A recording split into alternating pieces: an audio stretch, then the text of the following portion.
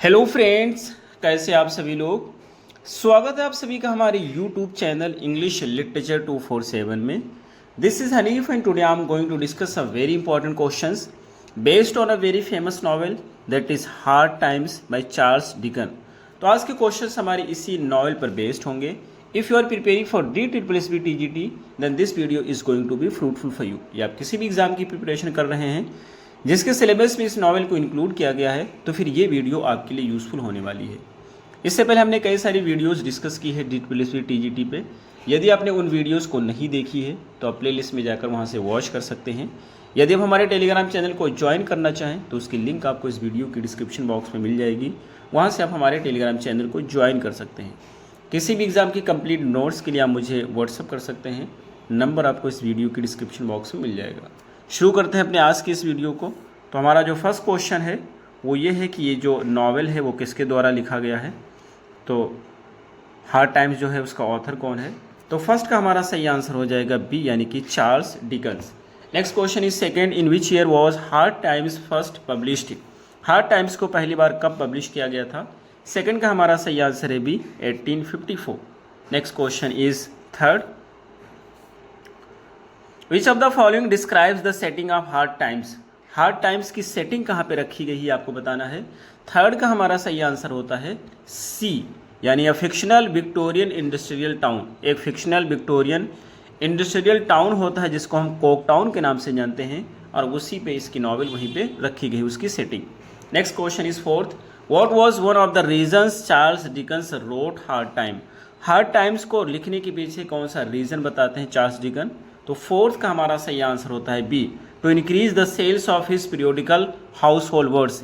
यानी कि इनका जो पीरियोडिकल हाउस होल्ड वर्ड्स था उसकी सेल्स को बढ़ाने के लिए इसको लिखा गया था। Next question is 5, what is unusual about Hard Times compare to most of Dickens other novel. Dicken की बाकी नॉवेल से अगर कंपेयर किया जाए तो जो हार्ड टाइम्स इसके बारे में क्या अनयूजुअल है, क्या असाधारण है। तो 5 का हमारा सही आंसर होता है C, it has no preface और इलिस्ट्रेशन। इसमें आपको कोई भी प्रीफेस देखने को नहीं मिलेगा। Next question is 6, what is the जोनरा of Hard Times. Hard times का जोनरा क्या है आपको बताना है। तो 6 का हमारा सही आंसर होता है सी, ये एक नॉवेल है। Next question is 7th, which of the following novels was published before hard Times. Hard times से पहले कौन सी नॉवेल को पब्लिश किया गया था चार्ल्स डिकन के द्वारा। तो 7th का हमारा सही आंसर है B, a child's history of England. Next question is 8th, how long is Hard Times compare to Dickens other novels. Charles Dicken की अगर दूसरी नॉवेल से कंपेयर किया जाए तो हार्ड टाइम्स की लेंथ कितनी है। तो 8th का हमारा सही आंसर है C, it is much shorter. ये बाकी नॉवेल से काफ़ी ज़्यादा छोटी है। Next question is 9th, which is Coke town.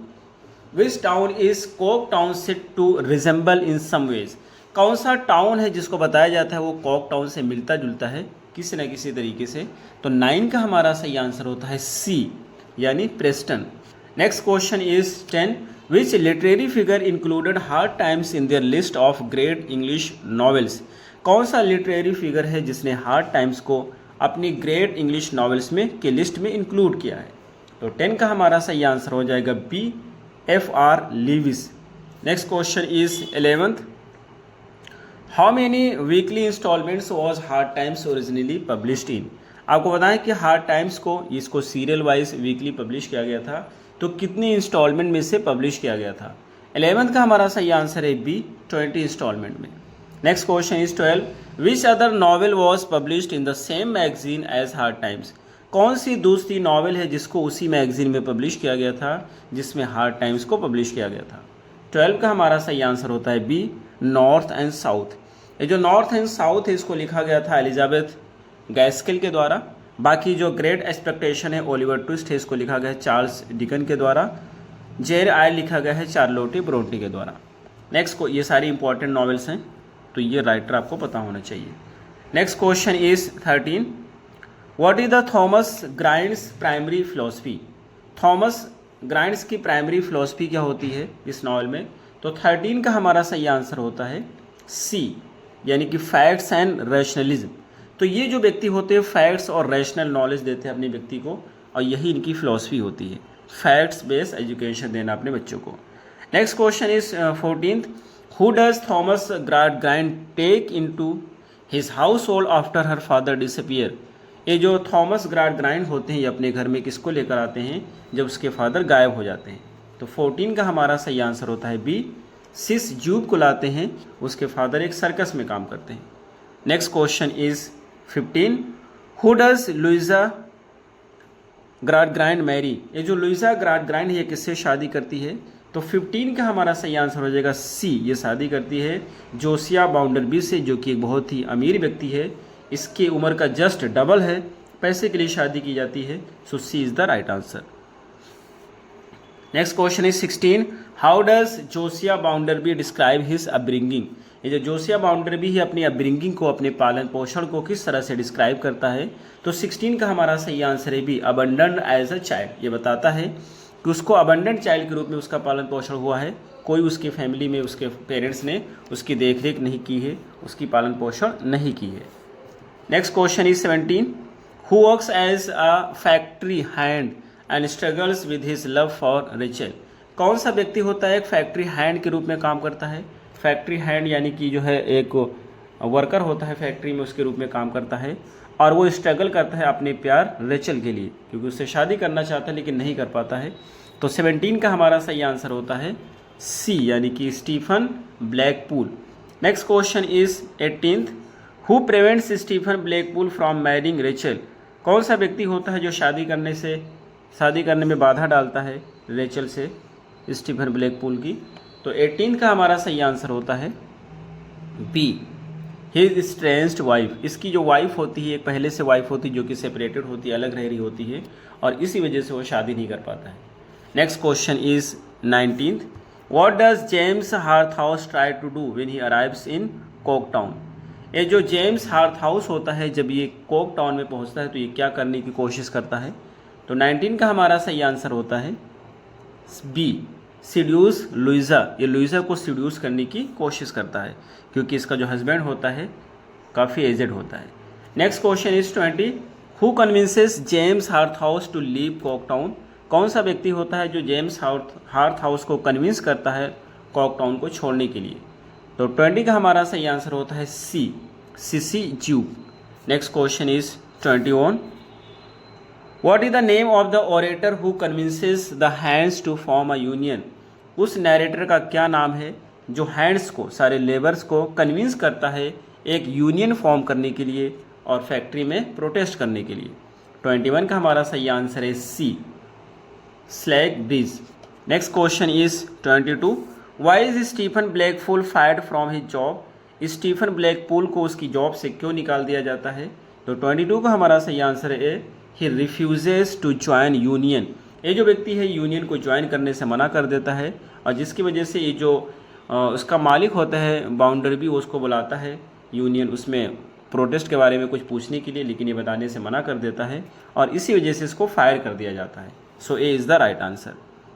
Next question is 23, what is Tom Grind's major vice. जो टॉम ग्राइंड होता है उसकी सबसे बड़ी बुराई उसके अंदर क्या है। तो 23 का हमारा सही आंसर है first, gambling. Next question is 24, who helps Tom escape from Coketown after the robbery. Robbery के बाद में जो टॉम होता है ये जाकर के रोबरी करता है बैंक में, लेकिन बैंक में रोबरी के बाद में कौन सा व्यक्ति होता है जिसको कोकटाउन से बचकर निकलने में हेल्प करता है। तो 24 का हमारा सही आंसर होता है B, mister Sleary. Next question is 25, where does Stephen Blackpool die. Stephen Blackpool की मृत्यु कहाँ पे होती है। तो 25 का हमारा सही आंसर होता है B, in the Old Hell shaft.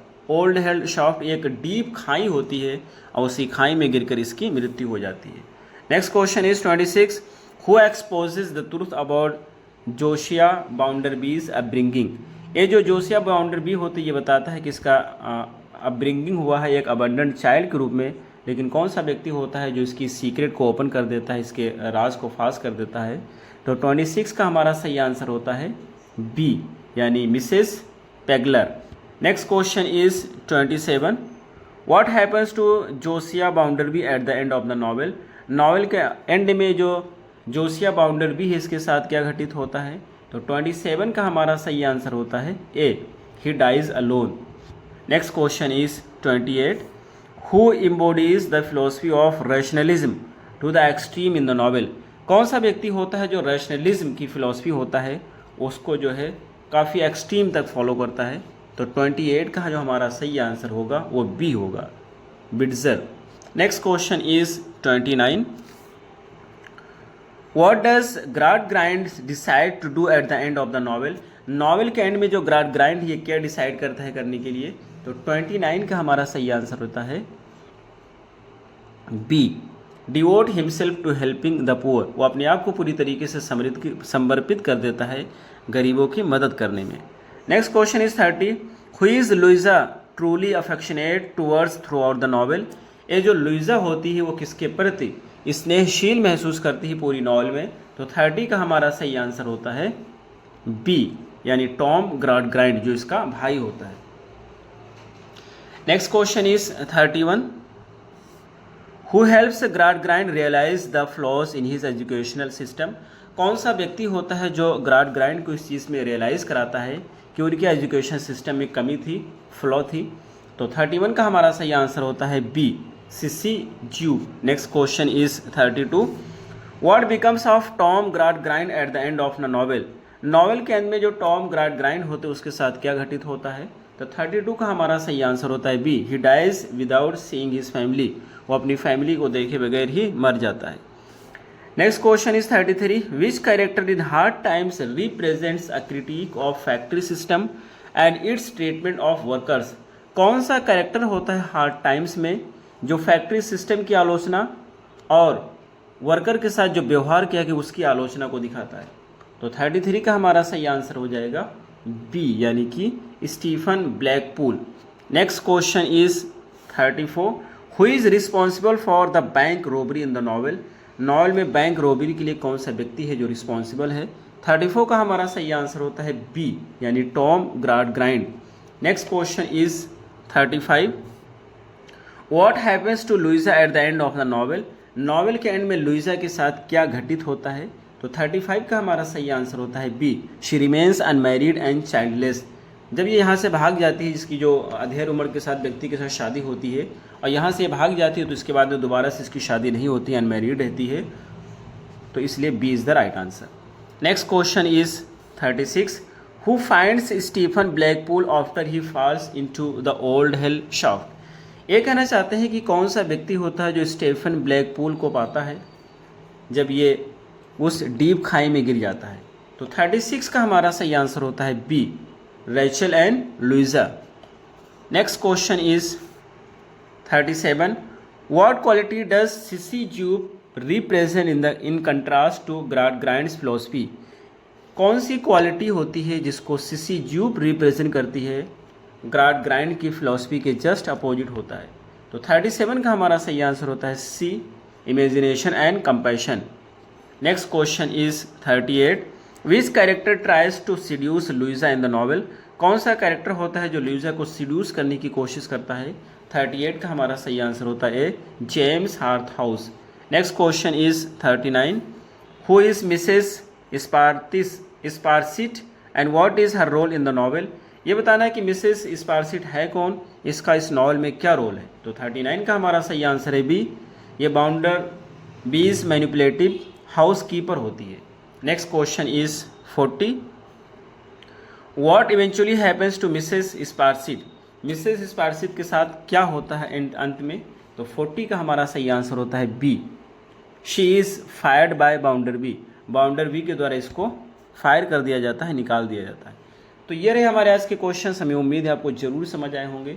फिर मिलते हैं अगली वीडियो में। Till then take care, have a good time.